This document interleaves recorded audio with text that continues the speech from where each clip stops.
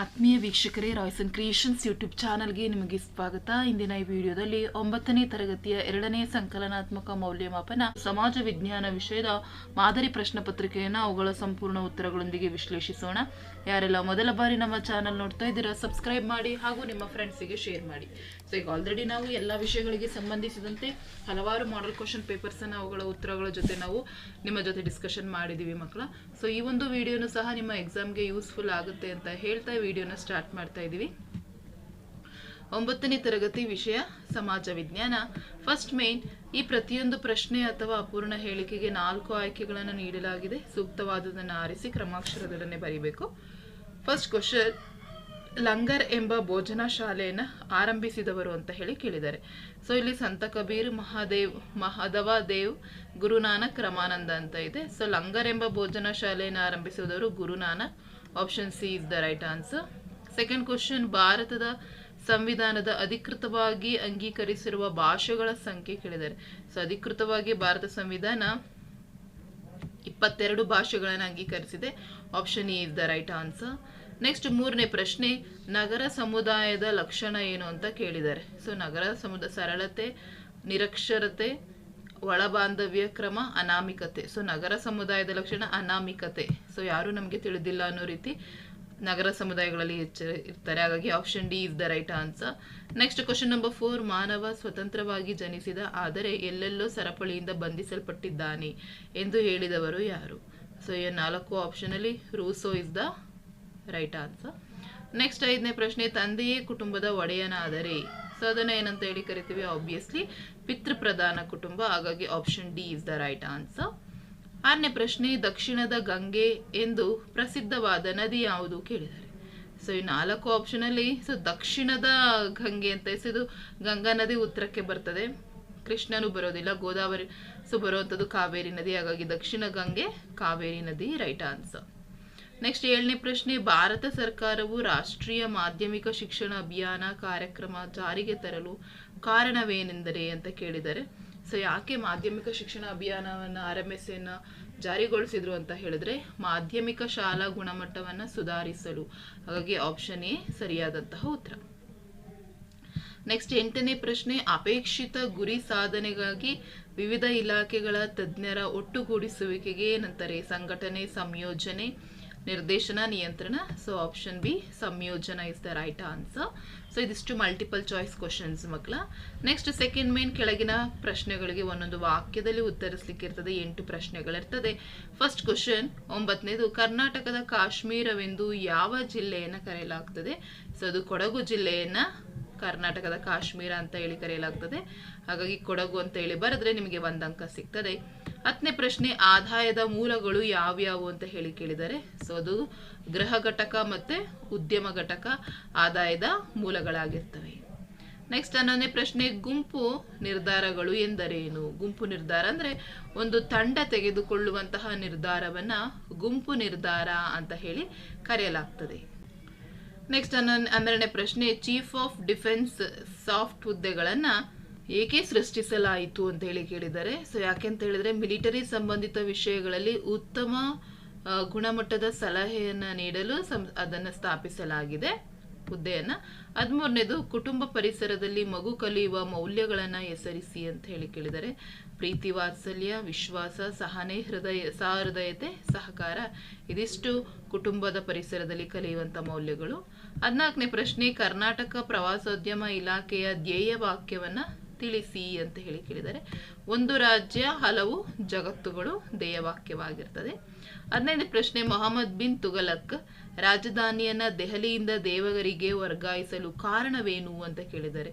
ಯಾಕೆಂತ ಹೇಳಿದ್ರೆ ವಿಶಾಲ ಸಾಮ್ರಾಜ್ಯದ ನಿರ್ವಹಣೆ ಮತ್ತು ಮಂಗೋಲರ ದಾಳಿಯಿಂದ ರಕ್ಷಣೆಗಾಗಿ ಅವನು ದೆಹಲಿಗೆ ವರ್ಗಾಯಿಸಿದ್ದಾನೆ. 16ನೇ ಪ್ರಶ್ನೆ, ಬಸವೇಶ್ವರರನ್ನು ಕರ್ನಾಟಕದ ಸಾಂಸ್ಕೃತಿಕ ನಾಯಕ ಎಂದು ಘೋಷಿಸಲಾಗಿದೆ ಏಕೆ? ಯಾಕೆಂತ ಹೇಳಿದ್ರೆ ಅವರು ಮಾನವ ಕುಲದ ಕಲ್ಯಾಣಕ್ಕಾಗಿ ನೀಡಿರುವಂತಹ ಸಂದೇಶಗಳು ಯಾವಾಗಲೂ ಸರ್ವಕಾಲಿಕವಾಗಿದ್ದು ಎಲ್ಲರನ್ನ ಒಳಗೊಳ್ಳುವ ಸಮ ಸಮಾಜದ ಆಶಯಕ್ಕೆ ಪ್ರತೀಕವಾಗಿರೋದ್ರಿಂದ ಬಸವಣ್ಣ ಅವರನ್ನ ಕರ್ನಾಟಕದ ಸಾಂಸ್ಕೃತಿಕ ನಾಯಕ ಅಂತ ಹೇಳಿ ಕರೆಯಲಾಗ್ತದೆ. ನೆಕ್ಸ್ಟ್ ಥರ್ಡ್ ಮೇನ್ ಮಕ್ಕಳು ಇಲ್ಲಿ 2-4 ವಾಕ್ಯದಲ್ಲಿ ಅಥವಾ ಅಂಶಗಳಲ್ಲಿ ಬರಿಬೇಕಾಗುತ್ತೆ. 17ನೇ ಪ್ರಶ್ನೆ, ಅಹೋಮ್ ರಾಜ ಮನೆತನದ ಪ್ರಮುಖ ಸಾಧನೆಗಳು ಯಾವ್ಯಾವು ಅಂತ ಹೇಳಿ ಕೇಳಿದ್ದಾರೆ. ಸೊ ಯಾವೆಲ್ಲ ಸಾಧನೆಗಳು ಅಂತ ಹೇಳಿದ್ರೆ, ಒಂದು ದೆಹಲಿ ಸುಲ್ತಾನರಾದ ಲೋಧಿ ಮತ್ತು ಖಿಲ್ಜಿಗಳ ದಾಳಿಯನ್ನು ಹಿಮ್ಮೆಟ್ಟಿಸ್ತಾರೆ, ಬಂಗಾಳದ ಸುಲ್ತಾನರ ದಾಳಿಗಳನ್ನು ಹಿಮ್ಮೆಟ್ಟಿಸ್ತಾರೆ, ಇಡೀ ಈಶಾನ್ಯ ಭಾಗವನ್ನ ಒಂದುಗೂಡಿಸಿದ್ರು, ಮೊಘಲರಿಗೆ ಪ್ರಬಲ ಪ್ರತಿರೋಧವನ್ನ ತೋರ್ತಾರೆ, ಮೊಘಲರಿಂದ ಗುವಾಹಟಿಯನ್ನ ವಶಪಡಿಸಿಕೊಳ್ತಾರೆ. ಇದಿಷ್ಟು ಅಹೋಮ್ ರಾಜ ಮನೆತನದ ಪ್ರಮುಖ ಸಾಧನೆಗಳು. 18ನೇ ಪ್ರಶ್ನೆ, ಸಾಮಾಜಿಕರಣದ ಮಹತ್ವವೇನು ಅಥವಾ ಗ್ರಾಮ ಸಮುದಾಯದ ಸಮಸ್ಯೆಗಳು ಯಾವುವು. ಸೊ ಸಮಾಜೀಕರಣದ ಮಹತ್ವ ಮಾನವನನ್ನ ಸಮಾಜ ಜೀವಿಯನ್ನಾಗಿಸುವುದು, ವ್ಯಕ್ತಿತ್ವದ ಬೆಳವಣಿಗೆಗೆ ಸಹಾಯಕ, ಜೀವನದಲ್ಲಿ ಶಿಸ್ತು ಮೂಡಿಸುತ್ತದೆ, ಸಾಮಾಜಿಕ ಅಂತರವನ್ನ ತಗ್ಗಿಸುತ್ತದೆ, ಭವಿಷ್ಯವನ್ನ ರೂಪಿಸಲು ಸಹಾಯಕ, ಮತ್ತೆ ಸಾಮಾಜಿಕ ವ್ಯವಸ್ಥೆಗೆ ಭದ್ರತೆ. ಸೊ ಅದೇ ಪ್ರಶ್ನೆಗೆ ಆಪ್ಷನ್ ಅನ್ನು ಕೊಟ್ಟು ಅವರು ಗ್ರಾಮ ಸಮುದಾಯದ ಸಮಸ್ಯೆಗಳು ಏನು ಅಂತ ಹೇಳಿ ಕೇಳಿದ್ದಾರೆ. ಒಂದು ಕೃಷಿ ಸಮಸ್ಯೆಗಳು, ಗುಡಿ ಕೈಗಾರಿಕಾ ಸಮಸ್ಯೆಗಳು, ಅನಕ್ಷರತೆ, ಬಡತನ ಮತ್ತೆ ನಿರುದ್ಯೋಗ, ಆರೋಗ್ಯ ವ್ಯವಸ್ಥೆ ಕೊರತೆ, ನಾಗರಿಕ ಸೌಲಭ್ಯಗಳ ಕೊರತೆ. ನೆಕ್ಸ್ಟ್ 19ನೇ ಪ್ರಶ್ನೆ, ರಾಜಕೀಯ ಪಕ್ಷಗಳು, ಜನಪ್ರತಿನಿಧಿಗಳು, ಸರ್ಕಾರ ಮತ್ತೆ ಜನಸಮುದಾಯದ ನಡುವೆ ಸೇತುವೆ ಇದ್ದಂತೆ ಹೇಗೆ ಅಂತ ಹೇಳಿ ಕೇಳಿದ್ದಾರೆ. ಸೊ ಸಾಮಾಜಿಕ ಮತ್ತು ಆರ್ಥಿಕ ಪ್ರಗತಿಗೆ ನಿಯಮ ರೂಪಿಸುವಲ್ಲಿ ಸಹಾಯ, ರಾಜಕೀಯ ಪ್ರವೇಶ ಬಯಸುವವರಿಗೆ ತರಬೇತಿ ಕೇಂದ್ರ, ಸಾಮಾಜಿಕ ನಿಯಮಗಳನ್ನು ರೂಪಿಸಲು ಪ್ರೇರಣೆ. ನೆಕ್ಸ್ಟ್ ಪ್ರಜಾಪ್ರಭುತ್ವದಲ್ಲಿ ರಾಜಕೀಯ ಪಕ್ಷಗಳು ಅವಶ್ಯಕ. ಸೊ ಅದೇ ಪ್ರಶ್ನೆಗೆ ಆಪ್ಷನ್ ಕೊಟ್ಟು ಇತ್ತೀಚೆಗೆ ಜನತಾ ನ್ಯಾಯಾಲಯಗಳು ಹೆಚ್ಚು ಜನಪ್ರಿಯವಾಗಲು ಕಾರಣ ಏನು ಅಂತ ಕೇಳಿದ್ದಾರೆ. ಯಾಕೆಂತ ಹೇಳಿದ್ರೆ ರಾಜಿ ಸಂಧಾನಕ್ಕೆ ಉತ್ಸುಕ, ಶೀಘ್ರ ನ್ಯಾಯ ಸಿಗ್ತದೆ, ಮಿತವ್ಯಯದಿಂದ ಕೂಡಿರ್ತದೆ, ಮತ್ತೆ ಇತರೆ ನ್ಯಾಯಾಲಯಗಳ ಕಾರ್ಯ ಒತ್ತಡ ಕಡಿಮೆಯನ್ನು ಮಾಡ್ತದೆ. 20ನೇ ಪ್ರಶ್ನೆ, ಕೆಂಪು ಮಣ್ಣು ಮತ್ತು ಕಪ್ಪು ಮಣ್ಣಿಗಿರುವ ವ್ಯತ್ಯಾಸವೇನು ಅಂತ ಹೇಳಿ ಕೇಳಿದ್ದಾರೆ ಮಕ್ಕಳ. ಸೊ ನೋಡಿ ಇಲ್ಲಿ ಲಿಸ್ಟ್ ಮಾಡ್ಕೊಳ್ಳಿ. ಕೆಂಪು ಮಣ್ಣು ನೀಸ್ ಶಿಲಾ ದ್ರವ್ಯದಿಂದ ರಚನೆ ಹೊಂದಿರ್ತದೆ, ಮತ್ತೆ ಈ ಮಣ್ಣಿನಲ್ಲಿ ಕಬ್ಬಿಣದ ಆಕ್ಸೈಡ್ ಇರೋದ್ರಿಂದ ಕೆಂಪಾಗಿರ್ತದೆ, ಮತ್ತೆ ಸುಣ್ಣ ಮತ್ತು ಉಪ್ಪಿನ ಅಂಶ ಹೆಚ್ಚಾಗಿರ್ತದೆ, ತೇವಾಂಶದ ಸಾಮರ್ಥ್ಯ ಕಡಿಮೆ ಇರ್ತದೆ. ಆದ್ರೆ ಕಪ್ಪು ಮಣ್ಣಿಗೆ ಬಂದ್ರೆ ಇದು ಬಸ್ಟಾಲ್ ಶಿಲೆಯಿಂದ ರಚನೆ ಹೊಂದಿರ್ತದೆ, ಮೆಗ್ನೀಷಿಯಂ ಮತ್ತೆ ಕಬ್ಬಿಣದ ಡೈಆಕ್ಸೈಡ್ ಇರೋದ್ರಿಂದ ಇದು ಕಪ್ಪಾಗಿದೆ, ಮತ್ತೆ ಕಪ್ಪು ಹತ್ತಿ ಮಣ್ಣು ಎನ್ನುವರು, ಮತ್ತೆ ತೇವಾಂಶ ಸಾಮರ್ಥ್ಯ ಹೆಚ್ಚಾಗಿರ್ತದೆ. ನೆಕ್ಸ್ಟ್ 21ನೇ ಪ್ರಶ್ನೆ, ಹಣದ ಕಾರ್ಯಗಳನ್ನ ಪಟ್ಟಿ ಮಾಡಿ ಅಂತ ಹೇಳಿ ಕೇಳಿದ್ದಾರೆ. ಸೊ ಏನೆಲ್ಲ ಆಗ್ತದೆ, ವಿನಿಮಯ ಮಾಧ್ಯಮವಾಗಿದೆ ಹಣ, ಮೌಲ್ಯಮಾಪನ, ವಿಳಂಬಿತ ಸಮುದಾಯದ ಪ್ರಮಾಣ, ಮೌಲ್ಯ ಸಂಗ್ರಹ, ಕೊಳ್ಳುವ ಶಕ್ತಿಯ ವರ್ಗಾವಣೆ, ಸಾಲದ ತಳಹದಿ, ಬಂಡವಾಳ ಉತ್ಪಾದಕತೆಯ ಹೆಚ್ಚಳ. ಸೊ ಇದಿಷ್ಟು ಹಣದ ಕಾರ್ಯವಾಗಿರ್ತದೆ ಮಕ್ಕಳ. ನೆಕ್ಸ್ಟ್ 22ನೇ ಪ್ರಶ್ನೆ, ಗ್ರಾಹಕ ಕಾಯ್ದೆಯ ಮುಖ್ಯ ಅಂಶಗಳನ್ನು ತಿಳಿಸಿ. ಸೊ ಗ್ರಾಹಕ ಕಾಯ್ದೆ ಮುಖ್ಯ ಅಂಶಗಳು: ರಕ್ಷಣೆಯ ಹಕ್ಕು, ಮಾಹಿತಿ ಪಡೆಯುವ ಹಕ್ಕು, ವಸ್ತುಗಳ ಆಯ್ಕೆಯ ಹಕ್ಕು, ವಸ್ತುಗಳ ಬಗ್ಗೆ ಆಲಿಸುವ ಹಕ್ಕು, ಶೋಷಣೆ ವಿರುದ್ಧ ಪರಿಹಾರ ಕೇಳುವ ಹಕ್ಕು, ಗ್ರಾಹಕ ಶಿಕ್ಷಣದ ಹಕ್ಕು. ನೆಕ್ಸ್ಟ್ 23ನೇ ಪ್ರಶ್ನೆ, ಭೌಗೋಳಿಕ ಅನ್ವೇಷಣೆಗೆ ಹಲವಾರು ಅಂಶಗಳು ಕಾರಣವಾದವು, ಈ ಹೇಳಿಕೆಯನ್ನ ವಿಶ್ಲೇಷಿಸಿ ಅಂತ ಹೇಳಿ ಕೇಳಿದ್ದಾರೆ. ಸೊ ಏನೆಲ್ಲ ಭೌಗೋಳಿಕ ಅನ್ವೇಷಣೆಗೆ ಕಾರಣವಾದ ಅಂಶ ಅಂದ್ರೆ 1453ರಲ್ಲಿ ಕಾನ್ಸ್ಟಂಟಿನೋಪಲ್ ನಗರ ವಶ ಆಗ್ತದೆ, ಸ್ಪೇನ್ ಮತ್ತೆ ಪೋರ್ಚುಗಲ್ ಅರಬ್ಬರ ವಿರುದ್ಧ ಸ್ಪರ್ಧಿಸಲು ಇಚ್ಛೆಯನ್ನು ಹೊಂದಿಸುತ್ತದೆ, ಕ್ರಿಶ್ಚಿಯನ್ ಧರ್ಮ ಹರಡುವ ಆಶಯ, ನೆಕ್ಸ್ಟ್ ಸಮುದ್ರ ಪ್ರಯಾಣದ ಸಾಹಸ ಮತ್ತೆ ಕುತೂಹಲ, ದಿಕ್ಸೂಚಿ, ಆಸ್ಟ್ರೋಲೋಬ್ ನಕ್ಷೆ, ಭೂಪಟಗಳ ಸಹಾಯ, ಲಾಭ ಗಳಿಸಲು ಚೀನಾ ಫಲವತ್ತಾದುದೆಂದು ನಂಬಿಕೆ. ಸೊ ಇದಿಷ್ಟು ಭೌಗೋಳಿಕ ಅನ್ವೇಷಣೆಗೆ ಕಾರಣವಾದಂತಹ ಅಂಶಗಳು.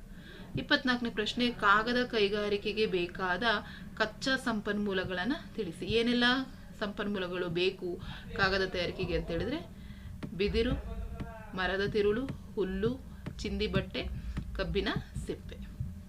ಸೊ ಇದಿಷ್ಟು ನಿಮಗೆ 2 ಅಂಕದ ಪ್ರಶ್ನೆಗಳಾಗ್ತವೆ ಮಕ್ಕಳ. ನೆಕ್ಸ್ಟ್ ನಿಮಗೆ 4ನೇ ಮೇನಲ್ಲಿ 6 ಅಥವಾ 8 ವಾಕ್ಯಗಳಲ್ಲಿ ಬರೀಲಿಕ್ಕೆ 3 ಅಂಕದ ಪ್ರಶ್ನೆಗಳಿರ್ತದೆ. 25ನೇ ಪ್ರಶ್ನೆ, ಭಾರತೀಯ ರಿಸರ್ವ್ ಬ್ಯಾಂಕಿನ ಕಾರ್ಯಗಳು ಯಾವ್ಯಾವು ಅಥವಾ ಶ್ರಮದ ಲಕ್ಷಣಗಳು ಯಾವುವು ಅಂತ ಕೇಳಿದ್ದಾರೆ. ಸೊ ರಿಸರ್ವ್ ಬ್ಯಾಂಕಿನ ಕಾರ್ಯ ಏನಪ್ಪಾ ಅಂದ್ರೆ, ನೋಟು ಚಲಾವಣೆಯ ಏಕಸ್ವಾಮ್ಯ, ಸರ್ಕಾರದ ಬ್ಯಾಂಕಿಗಾಗಿ ಕಾರ್ಯನಿರ್ವಹಣೆ, ಇದು ಬ್ಯಾಂಕುಗಳ ಬ್ಯಾಂಕ್ ಆಗಿರ್ತದೆ, ರಾಷ್ಟ್ರೀಯ ಸಂದಾಯ ಕಚೇರಿಯ ಕಾರ್ಯ, ಸಾಲದ ನಿಯಂತ್ರಕ, ವಿದೇಶಿ ವಿನಿಮಯ ಮೇಲ್ವಿಚಾರಣೆ, ಬ್ಯಾಂಕಿಂಗ್ ಹವ್ಯಾಸದ ಅಭಿವೃದ್ಧಿ ಮತ್ತೆ ಕೃಷಿ ಸೌಲಭ್ಯ.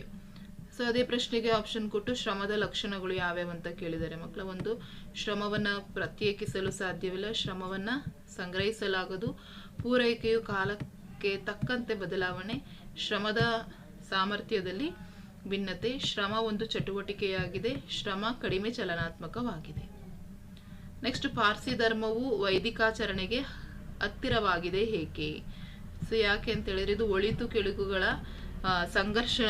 ಸಂಘರ್ಷದಲ್ಲಿ ಒಳಿತಿನ ಗೆಲುವನ್ನು ಹೊಂದಿರುತ್ತದೆ. ಮಾನವನು ಒಳಿತನ್ನೇ ಆಯ್ಕೆ ಮಾಡಬೇಕೆಂಬ ನಂಬಿಕೆ, ಸೂರ್ಯೋಪಾಸನೆ, ಪೂಜೆ ಅಥವಾ ಆರಾಧನೆ, ಪೂಜೆ ಮತ್ತು ಆಚರಣೆಯನ್ನ ಭಾಗವನ್ನ ಎಷ್ಟೇ ಎನ್ನುವುದು ಸಂಸ್ಕೃತದ ಪದ, ಆರಾಧನೆಯ ಪದ್ಯ ಮತ್ತೆ ಶ್ಲೋಕ ರೂಪದ ಸಾಹಿತ್ಯ. ನೆಕ್ಸ್ಟ್, ಅಸ್ಸಾಮಿನ ಸಾಂಸ್ಕೃತಿಕ ಮತ್ತು ಧಾರ್ಮಿಕ ಇತಿಹಾಸದಲ್ಲಿ ಶ್ರೀಮಂತ ಶಂಕರದೇವರ ಪಾತ್ರವೇನು ಅಂತ ಹೇಳಿ ಕೇಳಿದ್ದಾರೆ ಮಕ್ಕಳ. ಸೊ ಶ್ರೀಮಂತ ಶಂಕರದೇವರ ಪಾತ್ರ ಏನಪ್ಪಾ ಅಂದ್ರೆ ಸಂಸ್ಕೃತಿ ಮತ್ತು ಸಂಗೀತದಲ್ಲಿ ಹೊಸತನವನ್ನು ತರ್ತಾರೆ. ಇವರು ಭಕ್ತಿ ಚಳುವಳಿ ಭಾರತದಲ್ಲಿ ಪ್ರಭಾವ, ಇವರು ಪ್ರಾರಂಭಿಸಿದಂತಹ ಚಳುವಳಿಯನ್ನ ಏಕಾಸರಣ ಧರ್ಮ ವೈಷ್ಣವ ಚಳುವಳಿ ಎಂದು ಕರೆಯುವರು. ಮತ್ತೆ ತಮ್ಮ ಪಂಥದಲ್ಲಿ ಸರಣೀಯ ಎಂಬ ಪದ್ಧತಿ ಪ್ರಾರಂಭ, ಸಾಮಾಜಿಕ ಕ್ರಾಂತಿಗೆ ನಾಂದಿ, ಏಕ ದೇವತಾ ಪೂಜೆ, ಕಟ್ಟುನಿಟ್ಟಾದ ಧಾರ್ಮಿಕ ಚೌಕಟ್ಟುಗಳು. ನೆಕ್ಸ್ಟ್, ರಾಜ್ಯಸಭೆಯ ರಚನೆಯನ್ನು ವಿವರಿಸಿ ಅಥವಾ ಮುಖ್ಯಮಂತ್ರಿಗಳ ಅಧಿಕಾರ ಮತ್ತೆ ಕಾರ್ಯಗಳನ್ನು ತಿಳಿಸಿ ಕೇಳಿದ್ದಾರೆ. ಸೊ ರಾಜ್ಯಸಭೆಯ ರಚನೆ ಅದು 250 ಸದಸ್ಯರಿಂದ ಕೂಡಿರ್ತದೆ. ಮತ್ತು 238 ಸದಸ್ಯರು ವಿವಿಧ ರಾಜ್ಯಸಭೆ ಮತ್ತು ಕೇಂದ್ರಾಡಳಿತ ಪ್ರದೇಶದ ಸದಸ್ಯರಿಂದ ಆಯ್ಕೆಯಾಗಿದ್ರೆ 12 ಸದಸ್ಯರನ್ನ ರಾಷ್ಟ್ರಪತಿಗಳು ನಾಮನಿರ್ದೇಶನವನ್ನ ಮಾಡ್ತಾರೆ. ಸಾಹಿತ್ಯ, ಕಲೆ, ವಿಜ್ಞಾನ ಮತ್ತೆ ಸಮಾಜ ಸೇವೆ ಸಲ್ಲಿಸಿದವರನ್ನ ಆಯ್ಕೆ ಮಾಡಲಾಗ್ತದೆ. ರಾಜ್ಯಸಭೆಯನ್ನ ವಿಸರ್ಜನೆ ಮಾಡುವಂತಿಲ್ಲ. ಮತ್ತೆ ಇದು ಹಿರಿಯರ ಸದನವಾಗಿದೆ, ಶಾಶ್ವತ ಸದನವಾಗಿದೆ. ಇದರ ಅಧಿಕಾರಾವಧಿ 6 ವರ್ಷವಾಗಿರ್ತದೆ. ಸೊ ಅದೇ ಪ್ರಶ್ನೆಗೆ ಆಪ್ಷನ್ ಕೊಟ್ಟು ಮುಖ್ಯಮಂತ್ರಿಗಳ ಅಧಿಕಾರ ಮತ್ತೆ ಕಾರ್ಯಗಳನ್ನ ಕೇಳಿದ್ದಾರೆ. ಸೊ ಅವರು ಮಂತ್ರಿಮಂಡಲ ರಚನೆಗೆ ಶಿಫಾರಸು ನೀಡುವುದು, ಸಚಿವರಿಗೆ ಖಾತೆಯ ಹಂಚಿಕೆ ಶಿಫಾರಸು, ಸರ್ಕಾರಕ್ಕೆ ನಿಷ್ಠರಾಗಿರದ ಸಚಿವರ ವಜಾಗೆ ಶಿಫಾರಸನ್ನು ಕೊಡ್ತಾರೆ. ಮತ್ತೆ ಸರ್ಕಾರದ ಮುಖ್ಯಸ್ಥ ಮತ್ತೆ ನೀತಿ ನಿರೂಪಣೆಯಲ್ಲಿ ಪ್ರಮುಖ ಪಾತ್ರ ವಹಿಸಿರ್ತಾರೆ. ಸಚಿವ ಸಂಪುಟದ ಅಧ್ಯಕ್ಷತೆಯನ್ನು ವಹಿಸುವ ಸಭೆ ಕರೆಯುವ ಅಧಿಕಾರ ಅವರಿಗಿರ್ತದೆ. ವಿವಿಧ ಇಲಾಖೆಗಳ ನಡುವೆ ಸಮನ್ವಯ, ರಾಜ್ಯಪಾಲರಿಗೆ ಸಲಹೆಗಾರನಂತೆ ಕೆಲಸ ನಿರ್ವಹಿಸ್ತಾರೆ. ಸಚಿವ ಸಂಪುಟ ಮತ್ತೆ ರಾಜ್ಯಪಾಲರ ನಡುವಿನ ಸಂಪರ್ಕಕ್ಕೆ ಸೇತುವೆಯಾಗಿ ಕೆಲಸವನ್ನ ನಿರ್ವಹಿಸ್ತಾರೆ. ನೆಕ್ಸ್ಟ್ 29ನೇ ಪ್ರಶ್ನೆ, ಸಾರಿಗೆ ಪ್ರಾಮುಖ್ಯತೆಯನ್ನು ತಿಳಿಸಿರಿ ಅಥವಾ ಪ್ರವಾಸ ಮಾಡುವುದರಿಂದ ಆಗುವ ಅನುಕೂಲಗಳನ್ನ ತಿಳಿಸಿ. ಸೊ ಸಾರಿಗೆಯ ಪ್ರಾಮುಖ್ಯತೆ ಏನಪ್ಪಾ ಅಂದ್ರೆ ಇದು ದೇಶದ ಅಭಿವೃದ್ಧಿಗೆ ಜೀವನಾಡಿ ಇದ್ದಂತೆ. ಆಹಾರ ಧಾನ್ಯಗಳನ್ನು ಮಾರುಕಟ್ಟೆಗೆ ಸಾಗಿಸಲು ಸಹಾಯ ಮಾಡುತ್ತೆ, ಕೃಷಿ ಉತ್ಪನ್ನಗಳನ್ನು ಸಾಗಿಸಲು, ಗೊಬ್ಬರ, ಕೃಷಿ ಉಪಕರಣ, ಕೃಷಿ ವಲಯಕ್ಕೆ ಸಾಗಿಸಲು, ಗಣಿಗಳಿಂದ ಖನಿಜ ಸಾಗಿಸಲು, ಕೈಗಾರಿಕೆಯಿಂದ ಸಿದ್ಧ ವಸ್ತುಗಳನ್ನು ಮಾರುಕಟ್ಟೆಗೆ ಸಾಗಿಸಲು ಸಾರಿಗೆ ಬಹಳ ಪ್ರಾಮುಖ್ಯತೆಯನ್ನು ವಹಿಸಿದೆ. ನೆಕ್ಸ್ಟ್ ಇದೇ ಪ್ರಶ್ನೆಗೆ ಆಪ್ಷನ್ ಕೊಟ್ಟು ಪ್ರವಾಸ ಮಾಡುವುದರಿಂದ ಆಗುವ ಅನುಕೂಲಗಳ ಏನೇನಂತ ಕೇಳಿದ್ದಾರೆ ಮಕ್ಕಳ. ಸೊ ಇದಿಷ್ಟು ಪಾಯಿಂಟ್ಸ್ ಅನ್ನ ನೀವು ಬರಿಬೇಕು ಮಕ್ಕಳ. ನೋಡಿ ಬಹಳ ಈಸಿ ಇದೆ, ಪ್ರಾಕ್ಟೀಸ್ ಅನ್ನ ಮಾಡ್ಕೊಳ್ಳಿ. ನೆಕ್ಸ್ಟ್ 30ನೇ ಪ್ರಶ್ನೆ, ದೇಶದ ಆರ್ಥಿಕ ಬೆಳವಣಿಗೆಯಲ್ಲಿ ಮಾರುಕಟ್ಟೆ ಶಾಸ್ತ್ರದ ಮಹತ್ವವೇನು ಅಥವಾ ನಿರ್ವಹಣೆಯ ಕೆಲಸ ಕಾರ್ಯಗಳನ್ನು ವಿವಿಧ ಕ್ಷೇತ್ರಗಳ ಮೂಲಕ ನಿರ್ವಹಿಸಬೇಕಾಗುತ್ತದೆ ಹೇಗೆ ಅಂತ ಹೇಳಿ ಕೇಳಿದ್ದಾರೆ. ಸೊ ಮಾರುಕಟ್ಟೆ ಇದರದ ಪ್ರಾಮುಖ್ಯತೆ ಏನಪ್ಪಾ ಅಂದ್ರೆ ಇದು ಜನಜೀವನ ಮಟ್ಟ ಹೆಚ್ಚಾಗ್ತದೆ, ಗ್ರಾಹಕರ ಬಯಕೆಗಳ ನೆರವೇರಿಕೆ, ಉದ್ಯೋಗಗಳ ಸದಾವಕಾಶ ಒದಗುತ್ತವೆ, ಸಂಪನ್ಮೂಲಗಳ ಉಪಯುಕ್ತತೆಯಿಂದ ಗ್ರಾಹಕರ ತೃಪ್ತಿ, ಅಂತಾರಾಷ್ಟ್ರೀಯ ಮಾರುಕಟ್ಟೆಯಿಂದ ವಿದೇಶಿ ವಿನಿಮಯ, ಆರ್ಥಿಕ ಪ್ರಗತಿ ಸಾಧಿಸಲು ಸಹಾಯಕ. ಸೊ ಅದೇ ಪ್ರಶ್ನೆಗೆ ಆಪ್ಷನ್ ಕೊಟ್ಟು ನಿರ್ವಹಣೆಯ ಕೆಲಸ ಕಾರ್ಯಗಳನ್ನು ವಿವಿಧ ಕ್ಷೇತ್ರಗಳ ಮೂಲಕ ಯೋಜಿಸಬೇಕಾಗುತ್ತದೆ. ಯಾವೆಲ್ಲ ಅಂದ್ರೆ ಯೋಜನೆ, ಸಂಘಟನೆ, ಸಿಬ್ಬಂದಿ ಪೂರೈಕೆ, ನಿರ್ದೇಶನ, ಸಂಯೋಜನೆ, ನಿಯಂತ್ರಣ. ಸೊ ಇದಿಷ್ಟು ಆ ಪ್ರಶ್ನೆಗೆ ಆನ್ಸರ್. ನೆಕ್ಸ್ಟ್ 31ನೇ ಪ್ರಶ್ನೆ, ಲಲಿತಾದಿತ್ಯ ಮುಕ್ತಪೀಡನು ಜನ್ಮತಃ ಶೂರನು, ಧೀರನು, ಮಹತ್ಕಾಂಕ್ಷಿ ದೊರೆಯಾಗಿದ್ದನು. ಈ ಹೇಳಿಕೆಯನ್ನು ಸಮರ್ಥಿಸಿ ಅಂತ ಹೇಳಿ ಕೇಳಿದ್ದಾರೆ ಮಕ್ಕಳ. ಸೊ ಇದಿಷ್ಟು ಪಾಯಿಂಟ್ಸ್ ಅನ್ನ ನೀವು ಪ್ರಾಕ್ಟೀಸ್ ಮಾಡ್ಕೊಳ್ಳಿ. ಸೊ ನೀವು ಇದೆಲ್ಲ ನಿಮ್ಗೆ ಆಲ್ರೆಡಿ ನಿಮ್ಮ ಶಾಲೆನಲ್ಲಿ ಮಾರ್ಕ್ ಮಾಡಿಸಿರ್ತಾರೆ ಆನ್ಸರ್ಸ್. ಸೊ ಕ್ವಶನ್ ಅನ್ನ ಪ್ರಾಕ್ಟೀಸ್ ಬರ್ಕೊಂಡು ಆನ್ಸರ್ ಪ್ರಾಕ್ಟೀಸ್ ಮಾಡ್ಕೊಳ್ಳಿ. 32ನೇ ಪ್ರಶ್ನೆ, ವ್ಯಕ್ತಿಯ ಸಾಮಾಜಿಕ ಬೆಳವಣಿಗೆಯ ಮೇಲೆ ಬಾಲ್ಯ ಹಾಗೂ ಯೌವನ ಮಹತ್ತರ ಪಾತ್ರವನ್ನು ವಹಿಸುತ್ತದೆ ಹೇಗೆ ಅಂತ ಹೇಳಿ ಕೇಳಿದ್ದಾರೆ. ಸೊ ಇದು ಭಾಷೆಯನ್ನು ಮಗು ತಿಳಿಯುವುದು, ಸಾಮಾಜಿಕ ವಿಚಾರವನ್ನು ತಿಳಿಸ್ತದೆ, ಕೌಟುಂಬಿಕ ಗುಣಲಕ್ಷಣಗಳನ್ನು ಬೆಳೆಸಿಕೊಳ್ಳುವುದು, ಮುಂದಾಳತ್ವದ ಗುಣವನ್ನ ಬೆಳವಣಿಗೆ, ನೆಕ್ಸ್ಟ್ ಸಮವಯಸ್ಸಿನ ಮಕ್ಕಳೊಂದಿಗೆ ಸ್ನೇಹ ಸಂಬಂಧ, ಸಾಮಾಜಿಕ ವರ್ತನೆಯ ಪ್ರಭಾವ, ಯೌವನದಲ್ಲಿ ಸ್ವತಂತ್ರ ಭದ್ರತೆ ಅಂಗೀಕಾರ, ವರ್ತನೆಗಳು ಅಭಿಪ್ರಾಯಗಳು ಮುಪ್ಪಿನವರೆಗೆ ಮುಂದುವರಿತಾ ಹೋಗ್ತವೆ. ನೆಕ್ಸ್ಟ್ 33ನೇ ಪ್ರಶ್ನೆ, ಕರ್ನಾಟಕದಲ್ಲಿ ಸಿಗುವ ಪ್ರಮುಖ ಖನಿಜಗಳನ್ನು ತಿಳಿಸಿ. ಸೊ ಕಬ್ಬಿಣ, ಚಿನ್ನ, ಮ್ಯಾಂಗನೀಸ್, ಸುಣ್ಣ, ತಾಮ್ರ, ಬಾಕ್ಸೈಟ್, ಕಲ್ನಾರು, ಅಬ್ರಕ, ಗ್ರಾನೈಟ್ ಇವೆಲ್ಲ ಅಲ್ಲಿ ಸಿಗುವಂತಹ ಪ್ರಮುಖ ಖನಿಜಗಳು. ನೆಕ್ಸ್ಟ್ ಇದಿಷ್ಟು ಮಕ್ಕಳ ನಿಮಗೆ 3 ಅಂಕದ ಪ್ರಶ್ನೆ. ನೆಕ್ಸ್ಟ್ 5th ಮೇನಲ್ಲಿ 8 ಅಥವಾ 10 ಅಂಶಗಳಲ್ಲಿ ಬರೀಲಿಕ್ಕಿರ್ತದೆ. 34ನೇ ಪ್ರಶ್ನೆ, ವಿಜಯನಗರ ಸಾಮ್ರಾಜ್ಯದಲ್ಲಿ ಏರ್ಪಟ್ಟಿದ್ದ ಶಾಂತಿ ಮತ್ತು ಸುವ್ಯವಸ್ಥೆಯ ಪರಿಣಾಮದಿಂದ ಸಾಹಿತ್ಯವು ಉಲಿಸಾಗಿ ಬೆಳೆಯಿತು. ಈ ಹೇಳಿಕೆಯನ್ನು ಸಮರ್ಥಿಸಿ. ಅಥವಾ ರಾಮಾನುಜಾಚಾರ್ಯರು ಜನಸಾಮಾನ್ಯರಿಗೆ ಮುಕ್ತಿ ಮಾರ್ಗವನ್ನು ತೋರಿಸಲು ಅತೀವ ಆಸಕ್ತಿ ವಹಿಸಿದ್ದರು. ಈ ಹೇಳಿಕೆಯನ್ನು ಸಮರ್ಥಿಸಿ. ಸೊ ಅದರಲ್ಲಿ ಯಾವುದಾದ್ರೂ ಒಂದನ್ನು ಆಯ್ಕೆ ಮಾಡಿ ಬರೀರಿ. ಸೊ ವಿಜಯನಗರ ಅರಸರ ಕಾಲದ ಸಾಹಿತ್ಯದ ಬಗ್ಗೆ ತಿಳ್ಕೊಳ್ಳೋಣ. ಸೊ ಅವಾಗ ಸಾಹಿತ್ಯ ಬಹಳ ಆರ್ಥಿಕ ಪ್ರಗತಿಯಿಂದ ಉಲುಸಾಗಿ ಬೆಳೀತಾ ಇತ್ತು. ಕನ್ನಡ, ಸಂಸ್ಕೃತ, ತೆಲುಗು, ತಮಿಳು ಭಾಷೆಗಳಲ್ಲಿ ಸಾಹಿತ್ಯ ರಚನೆ ಆಗ್ತಾ ಇದ್ದು. ರತ್ನಾಕರ ವರ್ಣಿಯು ಭರತೇಶ ವೈಭವವನ್ನು ರಚಿಸ್ತಾರೆ. ಕುಮಾರವ್ಯಾಸ ಕನ್ನಡದ ಮುಖ್ಯ ಕಾವ್ಯವಾದ ಕರ್ನಾಟಕ ಭಾರತ ಕಥಾಮಂಜರಿಯನ್ನು ರಚಿಸ್ತಾರೆ. ನೆಕ್ಸ್ಟ್ ಸೋಮನಾಥ ತೆಲುಗಿನ ಕೃತಿಯನ್ನ ಭೀಮಕವಿ ಬಸವ ಪುರಾಣವನ್ನ ಕನ್ನಡದಲ್ಲಿ ಬರೆದಾನೆ. ನೆಕ್ಸ್ಟ್ ಲಕ್ಕಣ್ಣ ದಂಡೇಶನು ಶಿವತತ್ವ ಚಿಂತಾಮಣಿಯನ್ನು ರಚಿಸ್ತಾನೆ.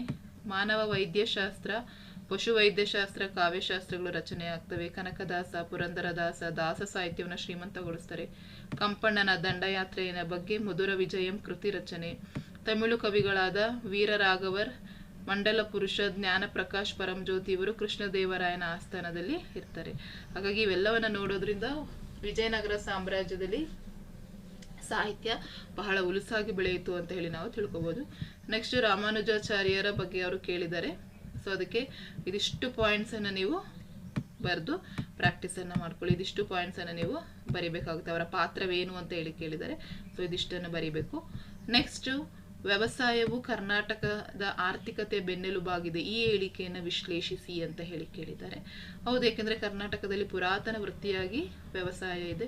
ಇದು ಜೀವನಾಧಾರಿತ ಮುಖ್ಯ ವೃತ್ತಿಯಾಗಿದೆ. ಮತ್ತೆ ಜನರಿಗೆ ಉದ್ಯೋಗ ನೀಡುತ್ತದೆ, ಆಹಾರ ಪೂರೈಕೆ ಮಾಡ್ತದೆ, ಕೈಗಾರಿಕೆಗಳಿಗೆ ಕಚ್ಚಾ ಸಂಪನ್ಮೂಲ ಒದಗಿಸ್ತದೆ, ರಾಜ್ಯದ ಆದಾಯದ ಮೂಲವಾಗಿದೆ, ವಿದೇಶಿ ವಿನಿಮಯ ಗಳಿಸಿ ಕೊಡುತ್ತದೆ, ಮತ್ತೆ ತೃತೀಯ ವೃತ್ತಿಗಳಿಗೆ ಪೂರಕವಾಗಿದೆ. ರಾಜ್ಯದ ರಾಜಕೀಯ ಮತ್ತೆ ಅರ್ಥವ್ಯವಸ್ಥೆಯಲ್ಲಿ ಪ್ರಭಾವವನ್ನು ಬೀರ್ತಾ ಇದೆ.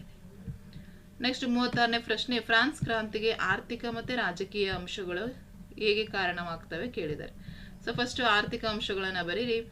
ಭೂಮಿಯ ಉತ್ಪಾದನೆ ಕಡಿಮೆ ಇತ್ತು, ಹೆಚ್ಚು ರೈತರು ತೊಂದರೆಗೆ ಒಳಗಾಗ್ತಾರೆ, ಬರಗಾಲಗಳ ಸಮಸ್ಯೆ ಆಗಿರ್ತವೆ, ಆಹಾರಕ್ಕಾಗಿ ದಂಗೆಗಳಾಗ್ತವೆ, ಅಧಿಕಾರಿಗಳ ಅತಿಯಾದ ಮಧ್ಯಪ್ರವೇಶವನ್ನು ವಹಿಸೋದು, ಮತ್ತೆ ಕೈಗಾರಿಕೆಗಳ ಬೆಳವಣಿಗೆ ಕುಂಠಿತ.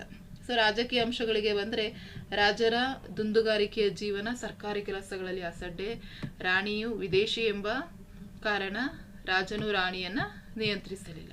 ಸೊ ಇದಿಷ್ಟು ಫ್ರಾನ್ಸ್ ಕ್ರಾಂತಿಗೆ ಕಾರಣವಾದ ಅಂಶಗಳು. ನೆಕ್ಸ್ಟ್ 37ನೇ ಪ್ರಶ್ನೆ, ಭಾರತ ಸಂವಿಧಾನದ ಪ್ರಮುಖ ಲಕ್ಷಣಗಳನ್ನ ಬರೀರಿ. ಸೊ ಏನೆಲ್ಲ ಲಕ್ಷಣಗಳಿದೆ ಅಂತೇಳಿ. ಸೊ ಇದಿಷ್ಟು ಸಂವಿಧಾನದ ಪ್ರಮುಖ ಲಕ್ಷಣಗಳಾಗಿರ್ತವೆ. ಸೊ ಇದಿಷ್ಟು ಲಕ್ಷಣಗಳನ್ನ ನೀವು ಬರೆದ್ರೆ ಮಾತ್ರ ನಿಮಗೆ 4 ಅಂಕ ಸಿಗ್ತದೆ ಮಕ್ಕಳ. ಹಾಗಾಗಿ ಪ್ರಾಕ್ಟೀಸ್ ಅನ್ನ ಮಾಡ್ಕೊಳ್ಳಿ. ಅಂಡ್ ಲಾಸ್ಟ್ ಮೇನಿಗೆ ಬಂದ್ರೆ ನಿಮಗೆ ಕರ್ನಾಟಕದ ನಕ್ಷೆಯನ್ನ ಕೊಟ್ಟಿರ್ತಾರೆ ಮಕ್ಕಳ. ಸೊ ಕೊಟ್ಟಿರುವ ನಕ್ಷೆಯಲ್ಲಿ ನೀವು 5ನೇ ಯಾವ್ದಾದ್ರೂ ಗುರುತಿಸ್ಬೇಕು. ಏಷ್ಯಾದ ಅತಿ ದೊಡ್ಡ ಏಕಶಿಲಾ ಬೆಟ್ಟ, ನಾಯಕನಹಟ್ಟಿ, ಕಾವೇರಿ ನದಿ, ಕರ್ನಾಟಕದ ಮ್ಯಾಂಚೆಸ್ಟರ್, ಕೆಂಪೇಗೌಡ ಅಂತಾರಾಷ್ಟ್ರೀಯ ವಿಮಾನ ನಿಲ್ದಾಣ, ಪ್ರಸ್ತುತ ಭಾರತದ ಅತಿ ದೊಡ್ಡ ಚಿನ್ನದ ಗಣಿ ಕುದುರೆಮುಖ. ಸೊ ಇದಿಷ್ಟನ್ನ ನೀವು ಇಲ್ಲಿ ಮಾರ್ಕ್ ಮಾಡಬೇಕು. ಸೊ ನಿಮ್ಗೆ ಇಲ್ಲಿ ನೋಡಿ ಕರ್ನಾಟಕದ ಮ್ಯಾಪಲ್ಲಿ ಎಲ್ಲವನ್ನ ಮಾರ್ಕಿಂಗ್ ಮಾಡಿ ಕೊಡಲಾಗಿದೆ. ಸೊ ಎಲ್ಲವನ್ನ ಪ್ರಾಕ್ಟೀಸ್ ಮಾಡ್ಕೊಳ್ಳಿ ಮಕ್ಕಳ. ಸೊ ಈಗ ಆಲ್ರೆಡಿ ಹಲವಾರು ಪೇಪರ್ಸ್ಗಳನ್ನು ನಾವು ನಿಮ್ಮ ಜೊತೆ ಡಿಸ್ಕಷನ್ ಮಾಡಿದ್ದೀವಿ. ಎಲ್ಲವನ್ನ ಪ್ರಾಕ್ಟೀಸ್ ಮಾಡಿಕೊಂಡು ನಿಮ್ಮ ಎಕ್ಸಾಮ್ಗೆ ರೆಡಿಯಾಗಿ, ಇನ್ನೇನು ಹತ್ರ ಬರ್ತಾ ಇದೆ ನಿಮ್ಮ ಎಕ್ಸಾಮ್ಸ್. ಹಾಗಾಗಿ ಚೆನ್ನಾಗಿ ಪ್ರಿಪೇರ್ ಆಗಿ ಅಂತ ಹೇಳ್ತಾ ಈ ವಿಡಿಯೋನ ಇಲ್ಲಿಗೆ ಎಂಡ್ ಮಾಡ್ತಾ ಇದ್ದೀನಿ. ಹೆಚ್ಚಿನ ವಿಡಿಯೋಗಾಗಿ ರಾಯ್ಸ್ ಅಂಡ್ ಕ್ರಿಯೇಷನ್ಸ್ ಯೂಟ್ಯೂಬ್ ಚಾನಲನ್ನು ಸಬ್ಸ್ಕ್ರೈಬ್ ಮಾಡಿ.